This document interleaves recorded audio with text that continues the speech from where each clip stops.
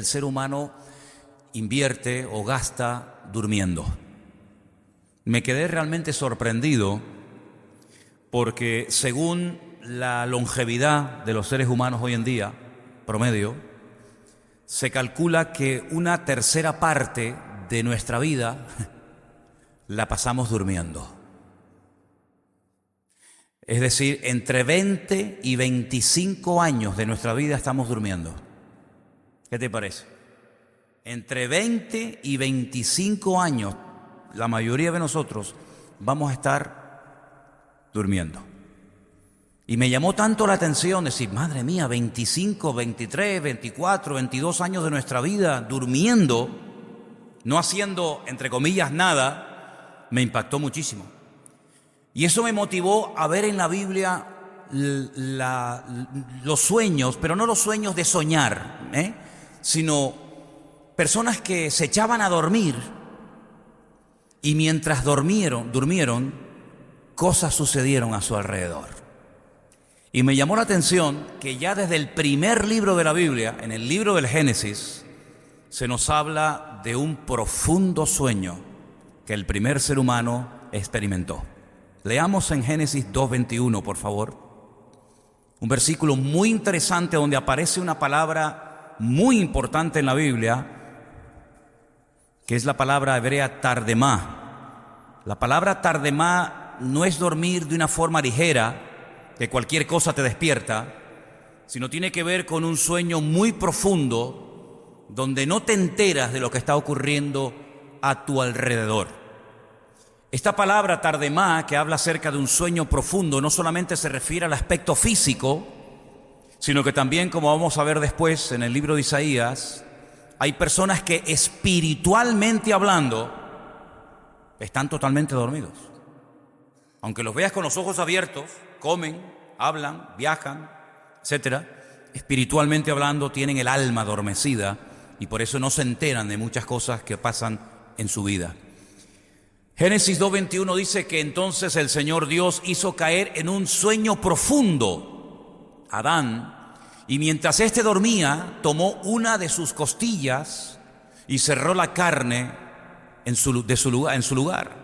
Y el versículo siguiente dice, en el 22, y de la costilla que el Señor Dios tomó del hombre, hizo una mujer y se la trajo al hombre. En nuestra Biblia, en la versión, digamos, Reina Valera, que es la que la mayoría de la gente usa, dice que Dios hizo, con lo que le quitó al hombre, Dios hizo algo. Realmente la palabra viene del verbo baná, que significa construir o edificar. Ya sé que es muy fuerte, suena muy fuerte que Dios construyó, que Dios edificó a una mujer, pero realmente eso es lo que dice el texto original hebreo. Más que hacer, que es otro verbo, la azot, el verbo baná tiene que ver con edificar, con construir incluso edificios y templos y moradas. Y me llama muchísimo la atención que este profundo sueño, quien lo produjo en el hombre fue Dios, el Creador. Dice la Biblia que el hombre se sentía solo, no había hallado ayuda idónea. Tuvo la responsabilidad de ponerle nombre a los animales, a los pájaros, a los reptiles, etc. Pero después de dedicarse a esa ardua tarea, no encontró ayuda idónea para él. Entonces lo que Dios hace es proveerle al hombre la ayuda idónea, pero mientras él está durmiendo, Dios edifica, Dios construye a su compañera, a Eva, que la extrajo de él mismo.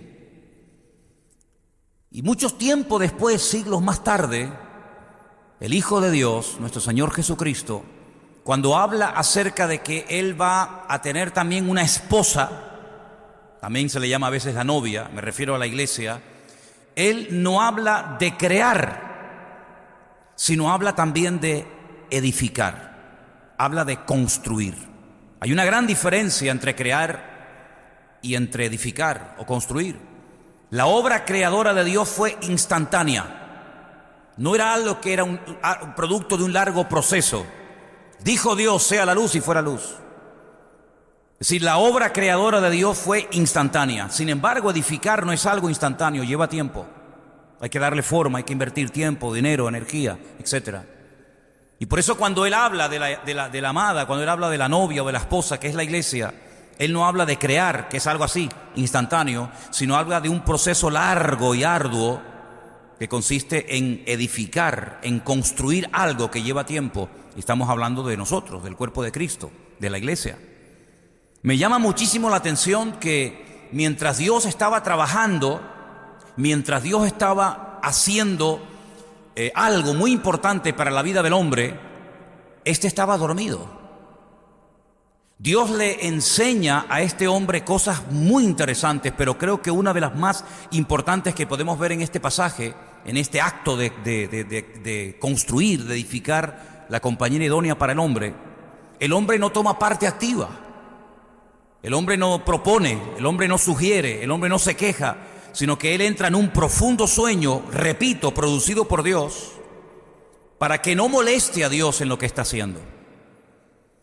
En otras palabras, el hombre tuvo que aprender a confiar de que lo que Dios estaba haciendo iba a satisfacer sus necesidades más íntimas y profundas, y no iba a tener que objetar nada en contra de lo que Dios acababa de hacer o de construir. Igual manera tenemos que tener nosotros esa actitud, queridos hermanos. Aunque a veces parezca que Dios no está haciendo nada con la vida de tu hijo, con tu esposa, con tu marido, en tu vida personal, íntima, no significa de que Dios esté de brazos cruzados sin hacer nada. Dios no para de hacer cosas, por decirlo de alguna manera. Todas las oraciones que cada día suben a su presencia, son millones y millones de oraciones que suben cada día ante su trono. Dios toma muy buena nota de ellas, pero a veces responde de una forma inmediata y otras veces se toma, digamos, un tiempo en responder, en suplir, en proveer cada una de nuestras necesidades. Pero no significa de que Dios no esté haciendo nada.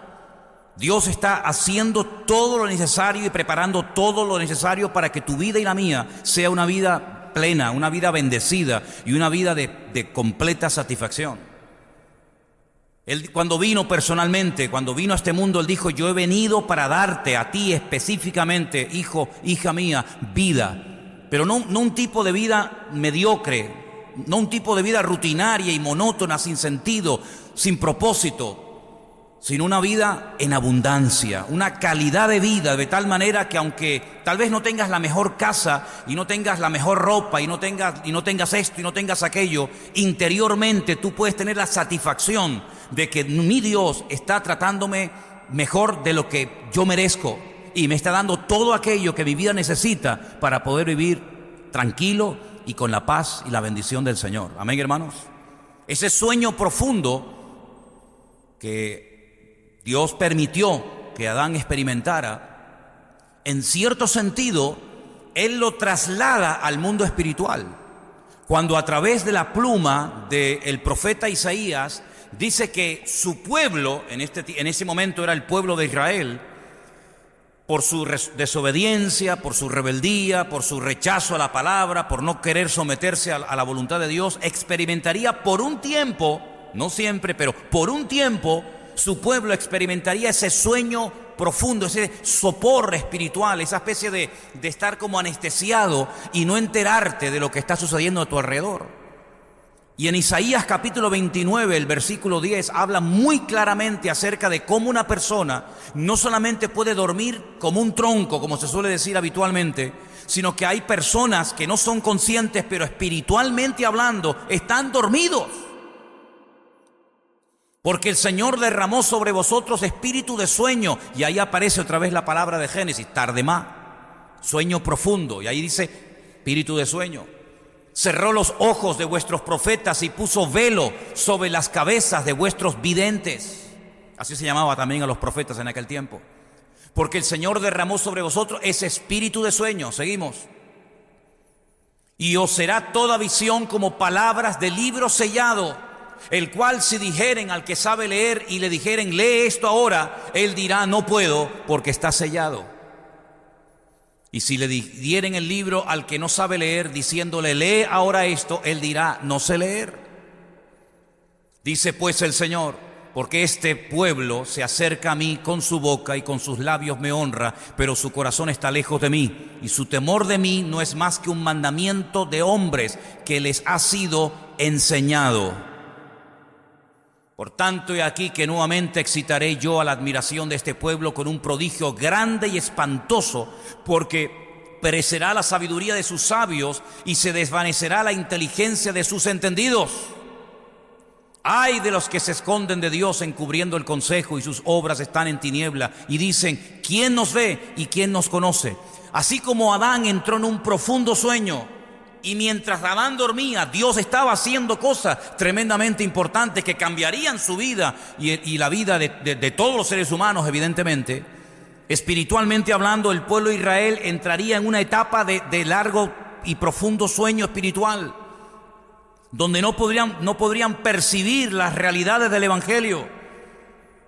El apóstol Pablo va mucho más allá y dice que lo que les pasó fue algo muy parecido a lo que les pasó al pueblo de Israel cuando vieron que Moisés bajaba del monte Sinaí con un brillo, con un resplandor en su rostro tremendo que impactaba y molestaba a los que le veían, y dice que él tuvo que llevar durante 40 años, por si no se habían dado cuenta, un velo sobre su rostro, para no molestar con su brillo, con la gloria de Dios a los demás. Y el apóstol Pablo, utilizando ese símil, dice que ese velo les quedó en el corazón. Y por eso leen y no entienden y no comprenden, como dice el profeta Isaías, que llegaría un momento en el que leerían y no entenderían.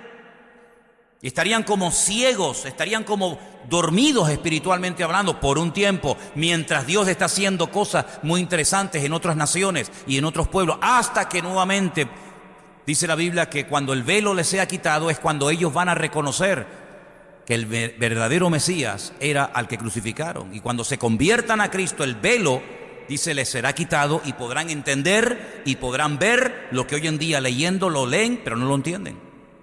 Así que cuidado con el tema del sueño espiritual, porque es tan real como el sueño que experimentó Adán en el jardín del Edén. De ahí que el apóstol Pablo le diga a los romanos en una de sus cartas a ellos, le dice, es hora de levantarnos del sueño. ¿Cuántos dicen amén? No estés dormido, por favor, espiritualmente hablando. Espabilate, despierta. Abre tus ojos a la realidad de lo que estás leyendo para que puedas interpretar, para que puedas entender, para que puedas leer lo que está ocurriendo a tu alrededor. Y no entres en esa dinámica del mundo de quejarnos, de lamentarnos, de echarle la culpa a esto o aquello, a este o al otro, sino que puedas entender qué es lo que el Señor está haciendo. Dice la Biblia que el hombre espiritual puede discernir y entender las cosas del Espíritu, pero el hombre carnal ni las ve, ni las entiende, ni las puede interpretar, porque para él incluso son locura. Gracias a Dios que Dios un día abrió nuestros ojos y pudimos despertarnos a la realidad de que esta vida no solamente es lo que tenemos, sino también lo que podemos llegar a ser con la ayuda y con la bendición del Señor. Amén, hermanos. En el mismo libro del Génesis hay un hombre que a mí me llama mucho la atención su vida, porque es un hombre que lo encontramos desde que nace, bueno, desde antes de su nacimiento ya la Biblia está hablando de él y nos habla incluso de cómo murió, dónde lo enterraron, etcétera, etcétera. Génesis capítulo 28, del versículo 10 en adelante, dice la palabra de Dios así: salió pues Jacob de Beersheba y se fue a Harán, una barbaridad de kilómetros caminando. Y llegó a un cierto lugar, y allí durmió porque ya el sol se había puesto, y tomó de las piedras de aquel paraje y puso a su cabecera y se acostó en aquel lugar. Y soñó, no solamente quedó dormido, sino que además tuvo un sueño. Y he aquí él vio una escalera que estaba apoyada en tierra y su extremo tocaba el cielo, y he aquí ángeles de Dios que subían y descendían por ella. No es que bajaban y subían, no, es al revés. Subían y bajaban. Verso 14. Y aquí el Señor estaba en lo alto de ella y le dijo: yo soy el Señor, el Dios de Abraham, tu padre, el Dios de Isaac. La tierra en que estás acostado te la daré a ti y a tu descendencia. Será tu descendencia como el polvo de la tierra, y te extenderás al occidente, al oriente, al norte y al sur, y todas las familias de la tierra serán benditas en ti y en tu simiente. He aquí yo estoy contigo. Tremendas promesas que Dios le está dando a este hombre. Yo estoy contigo, te guardaré por donde quiera que fueres. Volveré a traerte a esta tierra, porque no te dejaré hasta que haya hecho lo que te he dicho. Y despertó Jacob de su sueño y dijo: ciertamente el Señor está en este lugar, y yo no lo sabía. Y tuvo miedo y dijo: cuán terrible es este lugar, no es otra cosa que casa de Dios y puerta del cielo. Y se levantó Jacob de mañana y tomó la piedra que había puesto de cabecera y la alzó por señal y derramó aceite encima de ella. Y llamó el nombre de aquel lugar Betel, aunque Luz era el nombre de la ciudad primero. Y fíjate lo que dice aquí. Jacob hizo un voto. Nadie le dijo que hiciera ese voto, pero él lo hace voluntariamente. Y dice: si fuere Dios conmigo y me guardare en este viaje en el que voy, y me diere pan para comer y vestido para vestir, si volviere en paz a la casa de mi padre, el Señor será mi Dios. Y esta piedra que he puesto por señal será casa de Dios, y de todo lo que me dieres el diezmo apartaré para ti. Es tremendamente interesante esta conversación, este sueño que este hombre tiene. Él está huyendo de su hermano. Aquí hay un problema familiar terrible. Él es hermano gemelo de otro llamado Esaú, cuyo aspecto físico y espiritual es completamente diferente a él. Dice la Biblia que Esaú era un hombre inquieto, todo velludo de arriba abajo, era un cazador. Todo lo contrario a lo que era Jacob. Dice que era un hombre quieto, que meditaba, que pensaba, no era tan activo como su hermano, era lampiño, era completamente diferente, como el sol y la luna, como la carne y el espíritu, en cierto sentido. Hijos del mismo padre, hijos de la misma madre, pero tan diferente el uno del otro. Ya desde el vientre de su madre estaban peleando. Dice que este Jacob tenía trabado, de ahí que su primera letra en hebreo es la yod, que es con un gancho, lo tenía enganchado. Por eso le llamaron así, Jacob. Lo tenía enganchado del calcañar a su hermano. Quería salir el primero, ¿verdad? Porque él entró el primero, aunque después salió el último, porque el que entra primero sale el último y el último sale el primero. Pero la Biblia nos enseña que nunca fue posible la paz entre ambos. Buscaban la bendición, buscaban el apoyo del padre. El padre, su padre Isaac, que perdió prácticamente, el pobrecito, todos los sentidos, quedó ciego, fue engañado por su propio hijo, haciéndose pasar por Esaú, recibe la bendición espiritual del padre. Cuando su hermano se entera, lo quiere matar, su madre prepara todo para que huya a la casa de sus familiares. Por más de 20 años se tiene que alejar de la casa del padre. Es una vida muy dura, la vida de Jacob es muy dura. De hecho, él, cuando ya tiene más de 140 años, el faraón de Egipto le pregunta mirándole a la cara y le dice: ¿cuántos años tienes? Y Jacob le dice al faraón: pocos y malos. Así definió su vida. Tengo pocos años, 140 y pico, y malos. Se parece mucho la vida de Jacob a la vida de uno de sus hijos. Los dos tuvieron problemas en la familia con sus hermanos, el padre y José. Los dos viven en Egipto. Los dos mueren en Egipto, y ninguno de los dos, ni el padre ni el hijo, son enterrados en Egipto, sino que son enterrados en la tierra prometida. Uno en un sitio y otro en otro. Me llama muchísimo la atención que este hombre, huyendo de los problemas con su hermano, el Señor lo detiene en el camino y, aprovechando que está durmiendo, le da un sueño. Y en ese sueño el Señor se revela su vida y le muestra una escalera a través de la cual suben y bajan ángeles. Y en aquel lugar él se da cuenta de que él tiene que vivir muy cerca de Dios, porque Dios quiere vivir muy cerca de él. Y allí él hace una serie de promesas, y allí él hace una serie de votos, y allí él introduce una palabra que hasta ese momento era una palabra que solamente la había utilizado su abuelo Abraham cuando volvía de una guerra diciendo que le iba a dar los diezmos a no sé quién, ¿verdad? Y es muy interesante ver cómo en ese sueño Jacob va preparado para lo que le espera en el futuro. Una de las formas como Dios tiene, una de las maneras como Dios nos puede revelar su voluntad en nuestra vida es a través de los sueños. Porque hay personas que están siempre tan ocupadas, que si el trabajo, que si los estudios, que si los niños, que si esto, que si aquello, que el único momento que tienen para estar tranquilos es mientras duermen, y a veces ni eso. Y hay personas que podían haber sido más bendecidas de lo que han sido, pero ya digo, siempre tienen cosas que hacer, están tan ocupados que incluso he conocido gente que me dice, es que no tengo tiempo para venir a la iglesia, no tengo tiempo para orar, no tengo tiempo para leer la Biblia. Y hay gente que vive con una velocidad que se olvidan de que la vida es muy corta.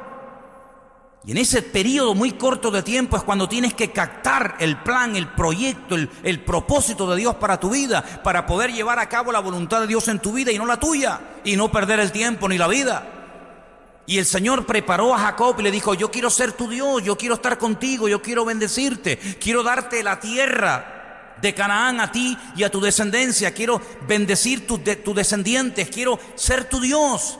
Y él entiende que Dios va en serio con él. Ahora, esto que para nosotros es algo tan normal, para muchas personas hoy en día no lo captan. ¿Por qué? Porque aunque no vivimos bajo la presión del imperio de los griegos, que ya en su día ellos tuvieron su tiempo y su gloria y su imperio, esa filosofía de vida griega todavía impera en nuestra sociedad. Los griegos no eran ateos, los griegos eran creyentes y muchos de ellos, incluso muchos de sus grandes filósofos, creían en Dios. Pero cuidado, ojo, creían en Dios como el Dios creador, como el Dios que dictó una serie de leyes, las leyes de la naturaleza, de la gravedad, de la física, etc. Y una vez que todo fue creado, Dios se limpió las manos y ahí te quedas. Eran creyentes, pero creían que Dios no intervenía ni para bien ni para mal en la vida de los seres humanos. Ni siquiera el hombre podía optar por tener comunión con Dios, pero eso es rotundamente falso. Porque en este sueño que tiene Jacob vemos que Dios es un Dios personal, que quiere hablarte, que quiere ayudarte, que quiere suplir tus necesidades, que quiere cuidarte en el camino de la vida, que no quiere que te sientas solo, incomprendido, deprimido, amargado, sino más bien todo lo contrario. Que quiere restaurar tu vida, que quiere restaurar tu familia, que puede sanar tus enfermedades, que puede proveerte trabajo, etcétera, etcétera. No es un Dios frío, lejano y distante, sino es un Dios que se hace hombre, un Dios que se acerca a tu necesidad, que te comprende, porque todo lo que podamos experimentar en nuestra vida ya Él lo experimentó antes que tú y yo naciéramos. Y Jacob tiene que entender que aunque está huyendo de su hermano, porque su hermano lo quiere matar, y aunque se puede sentir culpable en lo más profundo de su corazón porque acaba de engañar a su propio padre, diciendo que era Esaú cuando realmente no lo era, él va a tener que aprender a base de palos. Sí, así es, hermano, a base de golpes. Él va a tener que ir rebajando la velocidad y llegar a un punto en el que tienes que pararte y darte cuenta de que a veces por ir demasiado rápido no escuchas la voz de Dios ni el propósito de Dios para tu vida. Él hace un voto y le promete a Dios, si tú me bendices, si tú me das pan, si tú me das comida, si me das alimentos, si verdaderamente tú estás conmigo, tú serás mi Dios todos los días de mi vida. Y yo les pregunto a ustedes, ¿no te ha suplido el Señor tus necesidades en más de una ocasión? ¿No te ha sanado, no te ha bendecido, no te ha dado alimento, no te ha dado hijos, no te ha dado un matrimonio, no te ha dado familia, no te ha dado tanto? Entonces, ¿por qué algunos todavía no quieren hacer de Dios el Dios de ellos personal? Que Dios nos ayude a despertarnos del sueño y a darnos cuenta de que cuando el Señor te bendice es la señal de que Él quiere bendecir más tu vida, usar tu vida y tiene propósitos claros y definidos para ti. ¿Cuántos lo creen? Hay otro hombre que se quedó dormido y por poco en ese sueño pierde la vida. No tiene nada que ver con los patriarcas. Es un rey, el primer rey de Israel. Primera de Samuel, capítulo 26. No voy a leer todo el capítulo porque es muy extenso, pero solamente les relato algo para posicionarlos en el tiempo y en la historia. Saúl, el primer rey de Israel, está mal consigo mismo. Saúl es una persona amargada. Cuidado, porque la amargura es una enfermedad terrible que termina secándote los huesos, el alma y robándote el gozo del Señor en tu vida. Saúl era un amargado, pero porque él optó por el camino de la desobediencia, porque él eligió vivir a su manera, y las consecuencias, amigos, de nuestras acciones tarde o temprano las experimentamos. La Biblia nos enseña que se obsesionó con una persona, con David. Quería matarlo, quería eliminarlo, quería borrarlo de la faz de la tierra. Gastó tiempo, dinero, energía, movilizó tropas, hizo todo lo que pudo por matar y destruir a David. Gracias a Dios, el Señor siempre protegió a David y no permitió que éste lo matara. Pero lo pasó mal durante años, huyendo de cueva en cueva, de montaña en montaña, escondiéndose de Saúl. Y dice la Biblia que un día Saúl estaba en un valle durmiendo con sus soldados, descansando para, en cuanto se levantara, ir a buscar y matar a David. Era la costumbre que el rey durmiera en el centro del campamento y alrededor del rey acamparan todos los soldados, como una especie de círculos concéntricos, para que me entendáis.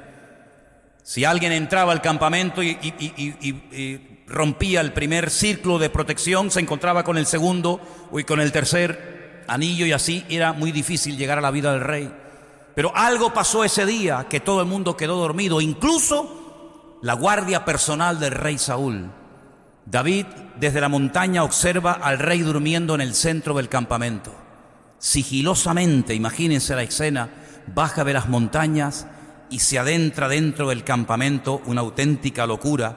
Cualquiera que lo vea se le va a levantar contra él y matarlo. Pero algo pasó ese día que todo el mundo estaba profundamente dormido.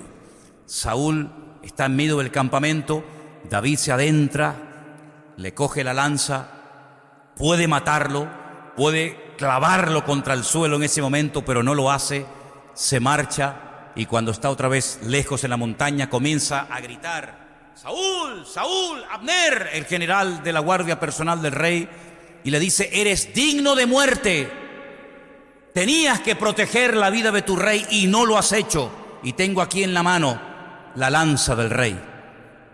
Podían mandarte a matar porque no has cuidado la vida de tu rey. Sin embargo, yo, que lo podía haber hecho, tampoco lo he hecho. Y es entonces cuando, en esas lágrimas de cocodrilo que de vez en cuando brotaban de las mejillas del rey Saúl, dice: hijo mío, David, cuidado, porque el que lloraba hoy, mañana se levantaba otra vez en pie de guerra para buscarte. Pero lo que quiero destacar, creo en la literalidad de todos estos pasajes. No son parábolas, no son profecías, no son promesas. Estoy ceñido totalmente a la literalidad de los pasajes, porque si dice la Biblia que durmieron, durmieron. No es que durmieron pero no durmieron. Pero sí quiero extraer de este sueño del rey Saúl algo muy importante. No pongas tu vida en las manos de nadie, sino solamente en las manos de Dios. Cientos de soldados tenían que proteger la vida de Saúl, no lo hicieron. Saúl estaba allí durmiendo tranquilo porque él creía que los que estaban a su alrededor lo iban a cuidar. Nada más lejos de la realidad. No hay nada peor que poner tu vida en las manos de algo o de alguien que en el fondo no te va a cuidar como tú mismo o el Señor tu Dios, si Él es realmente el Señor tu Dios, te puede cuidar. No deposites tu vida, no deposites tu confianza en los demás excesivamente, creyendo que los demás van a cuidar de tu vida. Nadie va a cuidar de tu vida mejor que tú. El responsable de tu vida no es fulano ni mengano, el responsable de tu vida eres tú mismo, querido. Saúl estaba dormido porque pensaba que sus soldados y sus generales le iban a proteger. No, señor, no, señor. Por muchos soldados que tuviera, el único que puede proteger nuestra vida es el Señor. Nosotros no tenemos que irnos con un montón de soldados alrededor de nuestra cama a dormir, porque nosotros los creyentes tenemos promesas de parte del Señor que nos dan paz aun cuando cerramos los ojos y no vemos lo que está ocurriendo a nuestro alrededor. Pero como confiamos tanto en nuestro Dios, en paz me acostaré y asimismo dormiré, porque solo tú, Señor, me hace vivir confiado, decía el salmista. Y porque el ángel del Señor acampa alrededor de los que le temen y los defiende, dice la Biblia. Así que podemos dormir tranquilos y seguros, no porque hemos depositado nuestra confianza en el Bitcoin. No saben lo que es eso, ¿no? Mejor. No porque hemos depositado nuestra confianza en la bolsa e invertido en valores, en bonos del Estado, y mañana voy a ver si han subido o han bajado. No pongo mi confianza en los hombres, no pongo mi confianza en los horóscopos, no pongo mi confianza en los brujos, pongo mi confianza en el Señor mi Dios, porque yo sé que Él nunca me va a fallar y nunca me va a abandonar, porque Él ha prometido estar conmigo todos los días hasta el fin del mundo. ¿Cuántos dicen amén? Aleluya. Encontré en la Biblia a un hombre que se le fue el sueño. Esa noche padeció lo que se llama insomnio, ¿no? Tiene que ser terrible querer dormir y no poder. Pero en el libro de Daniel hay otro rey que hizo durante el día algo malo y no podía dormir durante la noche. No quiero decir que todos los que no pueden dormir durante la noche es que han hecho algo malo durante el día. No quiero decir eso, pero muchas veces durante la noche, en algunos casos, tal vez no se puede dormir tranquilamente porque durante el día has hecho, has tocado, has visto, has deseado, has anhelado cosas que durante la noche te pasan facturas. Cuando estamos despiertos durante el día, nuestro consciente está despierto, en pleno funcionamiento. Durante la noche, nuestro subconsciente se levanta y te pasa factura de todas las imágenes, de todas las conversaciones, de toda la música, de todos los lugares, de todas las llamadas, de todos los WhatsApp, de todas las cosas que has visto, deseado y querido, y te pasan factura. Y en el caso del rey Darío, en el libro de Daniel capítulo 6, del 14 al 24, se le fue el sueño porque durante el día se dejó engañar, se dejó manipular y firmó un edicto que la historia cuenta lo siguiente. Cuando el rey oyó el asunto, le pesó en gran manera y resolvió librar a Daniel, y hasta la puesta del sol trabajó para librarle. Pero aquellos hombres rodearon al rey y le dijeron: sepas, oh rey, que es la ley de Media y de Persia, y que ningún edicto u ordenanza que el rey confirme puede ser abrogado. Entonces el rey mandó y trajeron a Daniel y le echaron en el foso de los leones. Y el rey le dijo a Daniel que el Dios tuyo, a quien tú continuamente sirves, que Él te libre. Y fue traída una piedra y puesta sobre la puerta del foso, la cual selló el rey con su anillo y con el anillo de sus príncipes, para que el acuerdo acerca de Daniel no se alterase. Luego el rey se fue a su palacio y se acostó ayuno, ni instrumento de música fueron traídos delante de él, y se le fue el sueño. ¿Te das cuenta? Se sentía mal por lo que había firmado. El rey pues se levantó muy de mañana y fue apresuradamente al foso de los leones. Y acercándose al foso llamó a voces a Daniel con voz triste y dijo: Daniel, siervo del Dios viviente, el Dios tuyo a quien tú continuamente sirves, ¿te ha podido librar de los leones? Entonces Daniel le respondió al rey: oh rey, para siempre vive. Mi Dios envió su ángel, el cual cerró la boca de los leones para que no me hiciesen daño, porque ante él fui hallado inocente, y aún delante de ti, oh rey, yo no he hecho nada malo. Entonces se alegró el rey en gran manera a causa de él, y mandó sacar a Daniel del foso, y fue Daniel sacado del foso, y ninguna lesión se halló en él, porque había confiado en su Dios. ¿Cuántos dicen amén? Yo creo que en esa noche entre leones durmió mejor Daniel que Darío en el palacio. Qué maravilla tuvo que hacer dormir encima de leones, apoyado en esas melenas. Ese es un sueño que no sé si alguna vez veré cumplido. Dormir abrazado a un león. Tiene que ser una gozada, aunque a lo mejor huele fuerte, pero así me levanto oliendo a león por la mañana, ¿no? Qué tremendo, ¿no? Hizo algo malo durante el día, por la noche no podía dormir. Que no se ponga el sol sobre tu enojo. No hagas cosas durante el día que luego a la noche te roben el sueño. Procura hacer las cosas decentemente y con orden para que cuando te vayas a la cama en paz, puedas dormir en paz. Si tu vida ha sido si ese día tu vida ha sido un día de guerra, es muy difícil que a la noche tengas paz. Si vives en paz, vivirás en paz y dormirás en paz. Si vives en guerra, vivirás en guerra y dormirás en guerra. Me llamó mucho la atención el sueño de Daniel. Pero vámonos al Nuevo Testamento, porque también me encuentro a Cristo dormido. Qué lindo, ¿no? Qué humano presentan los evangelios al Señor Jesucristo. No lo ves siempre despierto, nunca tiene sueño, nunca tiene hambre, nunca tiene sed, nunca tiene frío, siempre tiene los ojos abiertos, no parpadea. Sino lo ves tan humano que se queda rendido de sueño profundo, como Adán. Pero mira por qué. En el Evangelio según San Mateo, el capítulo 8, del versículo 33 en adelante, 23 en adelante, dice: entrando él en la barca, sus discípulos le siguieron.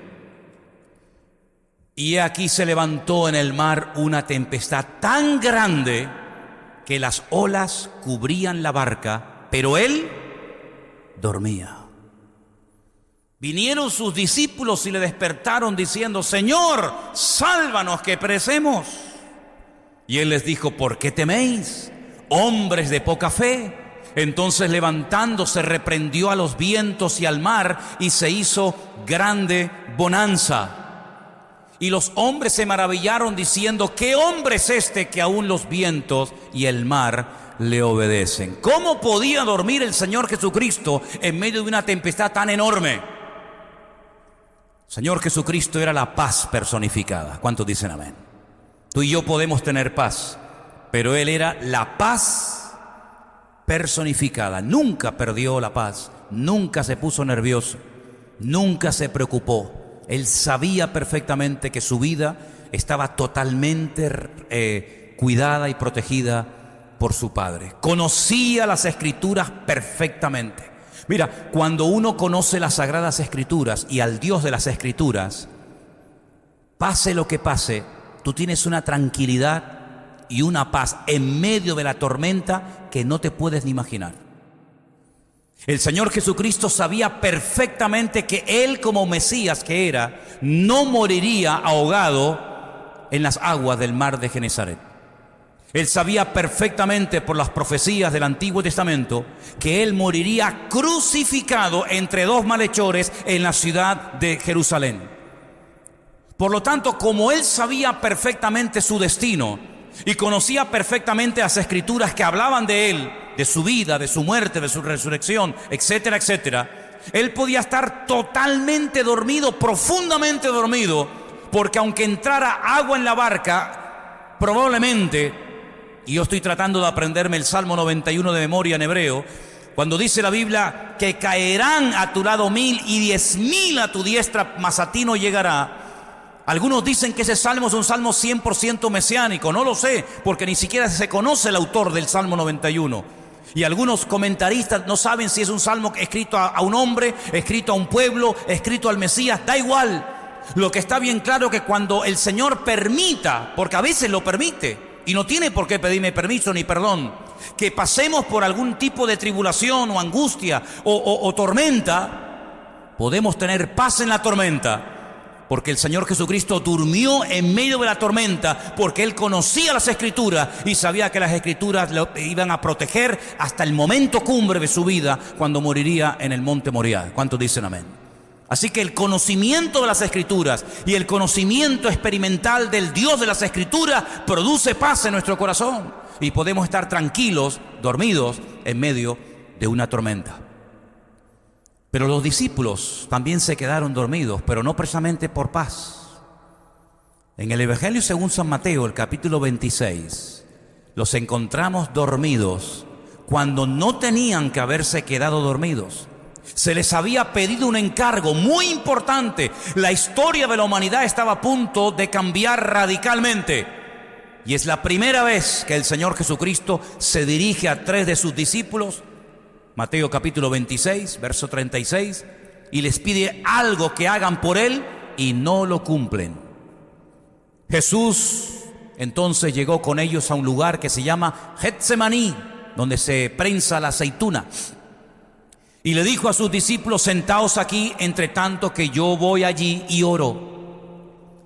Y tomando a Pedro y a los dos hijos de Zebedeo, Jacobo y Juan, comenzó a entristecerse y angustiarse en gran manera. Entonces Jesús les dijo: mi alma está muy triste hasta la muerte. Quedaos aquí y velad conmigo. El Señor pidiendo apoyo. No me dejen solo esta noche. Velen, oren conmigo. Yendo un poco adelante, se postró sobre su rostro orando y diciendo: Padre mío, si es posible, pase de mí esta copa, pero no se haga como yo quiero, sino como tú. Vino luego a sus discípulos y los halló durmiendo. Y le dijo a Pedro: ¿así que no habéis podido velar conmigo una hora? Velad y orad para que no entréis en tentación. El espíritu a la verdad está dispuesto, pero la carne es débil. Otra vez se fue y oró por segunda vez, diciendo: Padre mío, si no puede pasar de mí esta copa, sino que yo la beba, hágase tu voluntad. Vino otra vez y los halló durmiendo, porque los ojos de ellos estaban cargados de sueño. La caña que les daba el Señor a los discípulos durante el día era terrible, estaban los pobres agotados. Y dejándolo se fue de nuevo y oró por tercera vez, diciendo las mismas palabras. Entonces vino a sus discípulos y les dijo: dormid, dormid ya, descansad. He aquí ha llegado la hora y el Hijo del Hombre es entregado en manos de pecadores. En el momento más importante de la vida del Señor Jesucristo y de la historia de la humanidad, se quedan dormidos 3 de sus discípulos. ¿Y nosotros nos hubiéramos quedado dormidos o despiertos aquella noche, hermanos? Porque es fácil hablar, ¿no? Fíjate tú, estos vagos que se quedaron dormidos, que no fueron capaces de orar y de velar con el Señor. Pero ¿y tú y yo?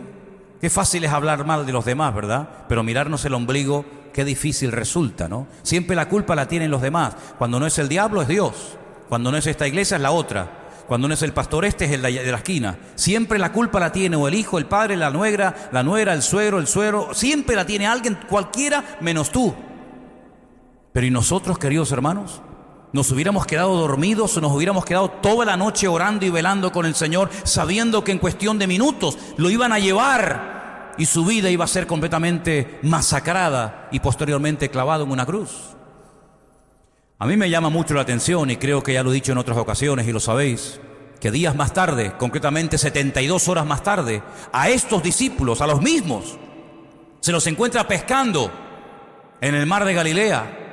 Y el Señor se presenta temprano en la mañana y desde la orilla les dice: ¿habéis pescado algo? Y la respuesta es impresionante. Le dicen: toda la noche hemos intentado pescar algo, pero no hemos pescado nada. Oye, qué curioso, ¿no? ¿Toda la noche? ¿Habéis estado remando por aquí, remando por allá? Echa la red a un lado, echa la red a otro lado. ¿Toda la noche sin dormir? ¿Al final para nada? Porque no habéis pescado nada y hace 3 días os pedí una hora solamente para que orarais conmigo y os atrapó y os venció el sueño. Qué curioso que a veces para las cosas del Señor nos cansamos, no tenemos tiempo, nos quedamos dormidos, pero luego después para nuestras cosas tenemos todo el tiempo del mundo. No nos cansa ver una película de 4 horas, hay algunas que duran más, también sé que hay otras que duran menos. No nos cansan los deportes, el gimnasio, todo lo que podemos hacer en la vida. En esta vida hay entretenimientos y juguetes para todos los gustos. Pero luego para las cosas del Señor nos cansamos, nos fatigamos, no tenemos tiempo, no puedo, me duele aquí, me duele allá. Se nos viene la artrosis, la viruela, la toferina, la pulmonía, todo nos viene de golpe, pero cuando son para nuestras cosas no hay ningún problema. Eso le pasó a los discípulos. Se quedaron dormidos, pero no de paz, sino de cansancio. Se quedaron dormidos porque no fueron capaces de orar con el Señor una hora. Y el Señor se lo reprocha y se lo echa en cara. ¿No habéis sido capaces de dormir conmigo una hora? Oye, si estás sentado y te entra sueño, ponte de pie. Si te quedas dormido de pie, ponte a caminar. Si no, vete al baño y mójate la cara. Tómate 2 cafés o una cafetera entera. Pero no permitas nunca que el cansancio físico sea un impedimento para tu función espiritual en el cuerpo de Cristo. ¿Cuántos dicen amén? Porque mañana, cuando te levantes por la mañana, lunes, y tengas sueño y estés cansado, vas a tener que ir a trabajar, te guste o no te guste. O mañana cuando vayas a trabajar vas a ir saltando y brincando y cantando coros por la calle. Seguramente vas a ir, a lo mejor no con muchas ganas, pero vas a tener que ir. Pues para el Señor tenemos que tener la misma predisposición y la misma diligencia que tenemos para nuestros asuntos. ¿Cuántos dicen amén? Y quiero terminar con un sueño de un chico que se quedó dormido en el culto. A veces se ha quedado algún hermano o alguna hermana traspuesto en el culto, ¿sabes? Yo siempre le digo a los que se quedan dormidos en el culto, no se preocupe, no pasa nada, no se preocupe. Solamente le pido el favor que no ronque. Pero que no ronque para que no despierte al otro que también está durmiendo, más que nada. En el libro de los Hechos se relatan dos personas que dormían. Uno era Pedro en la cárcel, que ustedes saben que estaba durmiendo profundamente porque en ese momento estaba totalmente en las manos del Señor, rodeado de soldados, pero con la paz del Señor. Dios lo despierta, lo saca de la cárcel. Pero el sueño de Eutico, como así se llamaba este joven, está en Hechos capítulo 20, del versículo 7 en adelante. Presten atención, por si acaso algún día pasa aquí, sobre todo los que están arriba en el balcón. El primer día de la semana, hoy es el primer día de la semana, ¿sí o no? El domingo es el primer día de la semana. Si el sábado es el séptimo y la semana tiene 7 días, pues el domingo es el primer día de la semana.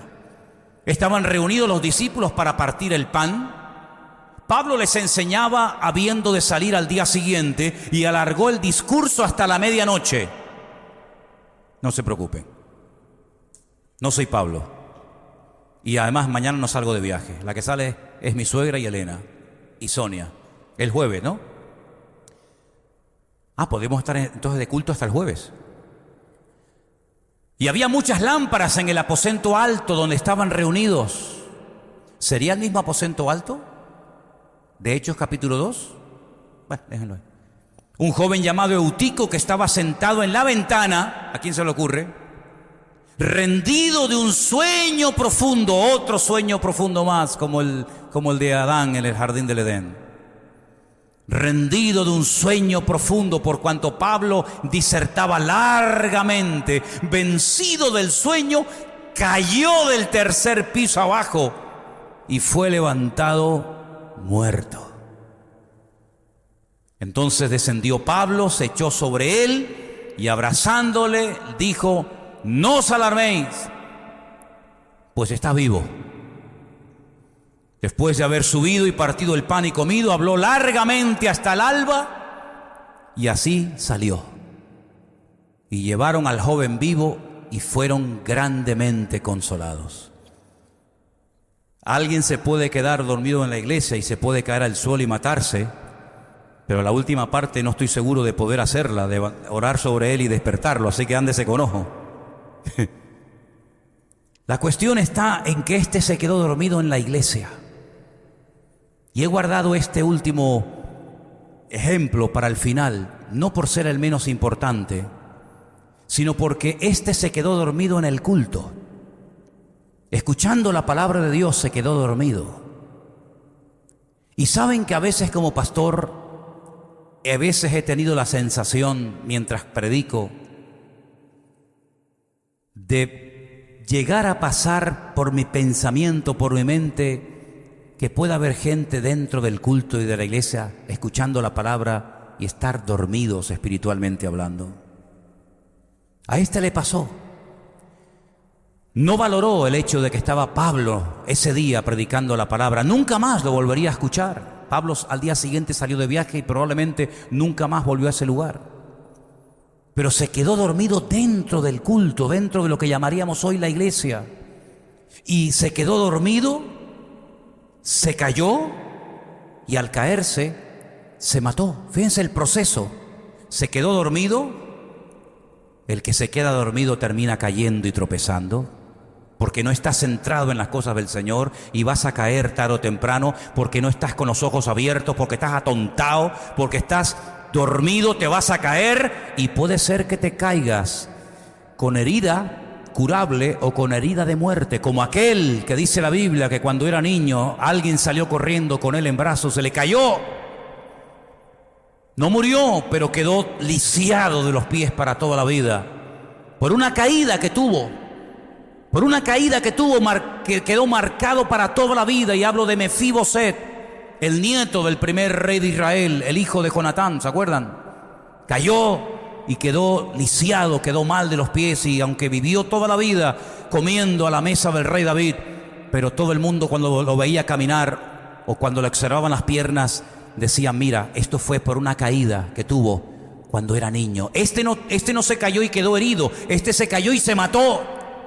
Y pueden ocurrir esas dos cosas, que por no estar centrado en las cosas del Señor te quedes dormido y pasen las bendiciones y pasen las oportunidades delante de tus narices, y puede ser que caigas y te mates o quedes herido para toda la vida. ¿Y qué necesidad hay de estar durmiendo cuando no es tiempo de dormir, sino es tiempo de despertar del sueño? Porque el Señor viene pronto y viene a buscar una iglesia que está despierta, que está espabilada, que está atenta, que está orando, que está velando, no como la lectura que se leyó esta tarde de las famosas 10 vírgenes. Que ya sé que no es una costumbre que nosotros tenemos, porque nosotros los seres humanos somos tan originales que hasta en las bodas, en las ceremonias, lo hacemos al revés de la Biblia. Es el novio el que tiene que esperar a la novia y que la novia aparezca cuando le dé la gana a la señora. Como a veces ocurre, y dice: bueno, ¿va a venir o no va a venir? Un día casé a una persona y la novia tardaba tanto que le dije al novio: querido, yo creo que esto termina aquí, porque ya está bien, menos mal que la señora apareció. Pero en la Biblia no era la novia, no era el novio el que esperaba a la novia. Porque en la Biblia no es el novio el que espera, es la novia, la iglesia, la que espera el retorno del amado, y no al revés. Y por eso en las bodas en Israel, pues es al revés que como lo hacemos en el mundo cristiano occidental. Pero dice la Biblia que se quedaron dormidas 5 de ellas. La proporción es muy alta: 50% del grupo dormido, 50% del grupo despierto esperando al novio. Y porque se quedaron sin aceite, no tuvieron visión de futuro, creían que era algo inmediato y no se prepararon para esperar un tiempo. Y nosotros tenemos que estar velando y orando, porque hemos esperado, nos hemos mantenido, gracias al Señor, hasta el día de hoy, pero hay que prepararse más y hay que orar más y hay que renovarnos más, porque todavía el Señor, el novio, no ha venido. Pero no nos quedemos dormidos ahora que somos cristianos, porque antes, cuando no conocíamos al Señor, estábamos dormidos, estábamos muertos realmente, más que dormidos, muertos en nuestros delitos y pecados. Pero ahora que somos cristianos, ahora que hemos nacido de nuevo, ahora que hemos entendido el mensaje del Evangelio, no nos volvamos a quedar dormidos conociendo la verdad. Porque ya dormíamos antes de conocer la verdad. Cuando vivíamos enredados en la mentira, ya dormíamos el sueño de toda la gente. Pero sería una tragedia que ahora que nuestros ojos han sido abiertos y hemos conocido la verdad y hemos pasado de muerte a vida, como dice la Biblia, nos volviéramos otra vez a quedar dormidos y volviéramos otra vez a cerrar los ojos ante la realidad de lo que está ocurriendo a nuestro alrededor. Por eso, hermanos, despiértate tú que duermes y te alumbrará Cristo, dice la palabra del Señor. ¿Cuántos dicen amén? Pónganse de pie conmigo en esta noche. A lo largo de todos y cada uno de estos 8 sueños hemos visto cómo personas tuvieron diferentes experiencias y diferentes aplicaciones. Pero cierra tus ojos en este momento, pero abre tu corazón y dile al Señor: Señor, yo no me quiero quedar dormido. Yo no quiero perder mi vida ni mi tiempo en vanidades, en cosas que al fin y al cabo no van a traer nada, no van a aportarme nada positivo a mi vida. Yo quiero abrir mis ojos, Señor, para que pueda ver la grandeza de tu palabra. Y quiero abrir mis ojos, Señor, para poderte ver a ti en medio de las circunstancias de la vida. Y quiero abrir mis ojos y no estar dormido, Señor, para saber qué es lo que está ocurriendo a nuestro alrededor y verte a ti obrando en mi vida y en mis circunstancias. Y por eso en esta tarde, Señor, nos acercamos a ti y te pedimos: abre nuestros ojos, Señor. Abre nuestros ojos y despiértanos si estamos dormidos, si estamos distraídos, si estamos, Señor, perdiendo el tiempo. Sacúdenos y háblanos fuertemente en esta tarde, para que cuando salgamos por esas puertas tengamos claro que nuestros ojos no pueden estar más tiempo cerrados ante la realidad de lo que está ocurriendo a nuestro alrededor, Señor. Pedimos, Señor, que tú nos ayudes a estar velando y orando como tú nos pides en tu palabra, y que todos y cada uno de nosotros estemos ocupando nuestro lugar y activos en el reino, activos en el cuerpo de Cristo, de tal manera que podamos saber en todo momento qué es lo que tú demandas y pides de nuestra vida. Te damos gracias por tu palabra en esta tarde, la guardamos y la atesoramos en nuestros corazones, en el bendito nombre de Jesús. Amén.